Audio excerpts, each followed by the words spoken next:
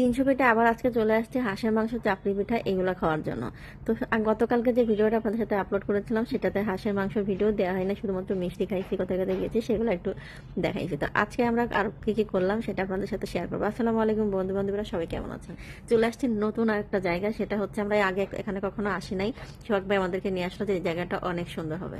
তো এখানে আসার পর দেখি আসলে পরিবেশটা যেমন সুন্দর, সেমন আজকে তো প্রচন্ড গরম পড়তেছিল, এত সুন্দর ঠান্ডা বাতাস ছিল। এবং এখানে প্রত্যেকটা রেস্টুরেন্টের নিচে আবার একটা করে চৌকি পাতা আছে, ভাই তো এসে চৌকিতে রেস্ট নিচ্ছে, বলতেছে যা কি আরামে এখানে একটা ঘুম দিই। তো আমরা এখানে গেছিলাম প্রায় 12:30 তখন বাজে। তো যেহেতু আমরা চাপড়ি পিঠার হাঁসের মাংস খাবো, যার কারণে হচ্ছে আমরা খুবই হালকা একটু খাবার অর্ডার করি। আর এই রেস্টুরেন্টের নাম ছিল অলরাউন্ডার শেফ, মানে সেই শেফ সব নাকি করতে পারে। এই নিয়ে তো আমরা খুব মজা করতেছিলাম, ভালো ভাবলাম যে অলরাউন্ডার শেফ দেখি অর্ডার করে যে কি ধরনের খাবার দেয়।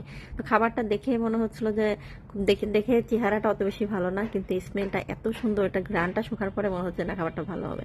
তারপরে খেতে দেখুন কিছু সত্যি যে এতটা টেস্ট ছিল, মনে হচ্ছিল আরো খাই, কিন্তু যেহেতু চাপড়ি পিঠার হাঁসের মাংস খাবো যার কারণে অল্প একটু খেয়ে গেছি। তবে নেক্সট টাইম আমরা এখানে আবার যাবো। এটা হচ্ছে উত্তরা 11 নম্বর সেক্টর, আশেপাশে অনেক অনেক হিউজ পরিমাণ রেস্টুরেন্ট এবং সামনে হচ্ছে অনেক বড় একটা লেক।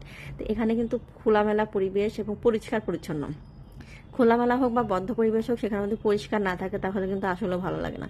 এবং খুবই সুন্দর একটা প্লেস, দিনের বেলা গেলে তো ছবি তোলার অনেক অনেক জায়গা পাবেন। তো রাত্রেবেলাও খুব খারাপ লাগতেছিল না, আর রাত্রেবেলা কিন্তু লোকজন কম থাকার কারণে খুব সুন্দরভাবে ফ্রিলি ভাবে ঘোরা যায়, খাওয়া যায়, ফাঁকা থাকে, সব মিলে কিন্তু রাত্রেবেলা ঘোরাটা সত্যি আমরা খুব এনজয় করি। এটা এটা কি, এটা কি রুমালি রুটি আর কি, ঘিরানটা কিন্তু অসাধারণ সুন্দর। এই যে তারা কোথায় বসে খাচ্ছে, আর এই যে আমাদের ফোন টিপা নিয়ে ব্যস্ত আছে। এখানে কিন্তু মাছও আছে, এই যে মাছ একটু জুম করে দেখা, ফিশ ফ্রাইটা এইসব পাওয়া যায়। না, আর একটা মাছের দোকান, কৃষ্ণচূড়া রেস্টুরেন্ট, অলরাউন্ডার শেফ। আসলে খাবারটা অনেক মজা ছিল। তো পূর্বাচল 11 নম্বর সেক্টর থেকে আমরা বের হয়ে এখন চলে যাচ্ছি শাকিলা পিঠা ঘরে। ভাবলাম যে ওখানে গিয়ে আজকে চাপড়ি পিঠাটা খাবো। তো এই যে এখানে দেখেন এত রাতেও কত পরিমাণে লোকজন, মানে রাত্রেবেলাটা আজকে মনে হচ্ছিল লোকের পরিমাণ একটু বেশি, যেহেতু সামনে 2-3 দিন ছুটি আছে, যার কারণে দেখেন কত পরিমাণে লোকজন বাহিরে। কোনো কিছু ভাইরাল হলেই সেখানে উপচে পড়া ভিড়, যেমন শাকিলার পিঠাঘর। আমরা 300 ফিটে এসে অনেকগুলো দোকান থেকে এর আগে কিন্তু হাঁসের মাংস, চাপড়ি পিঠা খাইছি। তো আজকে ভাবলাম ভাইরাল শাকিলার দোকানে যাওয়া যায়, কিন্তু দুর্ভাগ্যের বিষয় ওর দোকানে গিয়ে আমরা খাইতে পারলাম না। না খাওয়ার কারণটা হচ্ছে আশপাশের পরিবেশটা একটু লক্ষ্য করলেই বুঝতে পারবেন, যেমন নোংরা, তেমন আমরা যে টেবিলে বসছি সেখানে আশপাশে কয়েকটা টেবিল সহ খুবই তেল চিটচিটে অবস্থা, কোনটাতে র্যাকসিনও নাই, হাত রাখতে পারতেছিলাম না, ব্যাগ রাখতে পারতেছিলাম না, মুছে দেওয়ার পরেও খুবই বাজে অবস্থা। এবং আমার কাছে মনে হয়েছে 300 ফিটের সব থেকে লোয়ার মানের দোকান শাকিলার।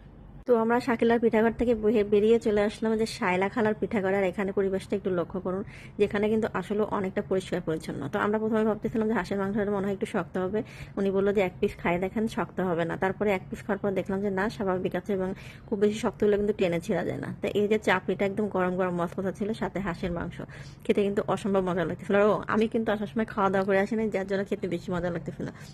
সন্ধ্যায় কিছু খাওয়া দাওয়া করলে বা রাতে ভাত খাইলে তখন কিন্তু এসে আর খাবারের তৃপ্তিটা পাওয়া যায় না। আশপাশের পরিবেশটা লক্ষ্য করলে বুঝবেন যে আসলে কতটা পরিষ্কার। তো এখানে আশপাশে আরো অনেক রেস্টুরেন্ট আছে, সবগুলোই পরিষ্কার, শুধু আমার কাছে মনে হচ্ছে শাকিলারটাই একটু বেশি নোংরা। রাতে ঘোরাঘুরির একটা অন্যরকম মজাই আলাদা, কারণ তখন কিন্তু পরিবেশটা খুব শান্ত থাকে, ধুলাবালি থাকে না, যানজট থাকে না, এজন্য কিন্তু রাতে ঘোরার মজাটা একটু অন্যরকম লাগে। তো যাই হোক, আমরা খাওয়া দাওয়া শেষ করে বাসার উদ্দেশ্যে রওনা হলাম। তো আজকের ভিডিওটি আপনাদের কাছে কেমন লাগলো, ভালো লাগলো অবশ্যই একটা লাইক কমেন্ট করে জানাবেন। ধন্যবাদ।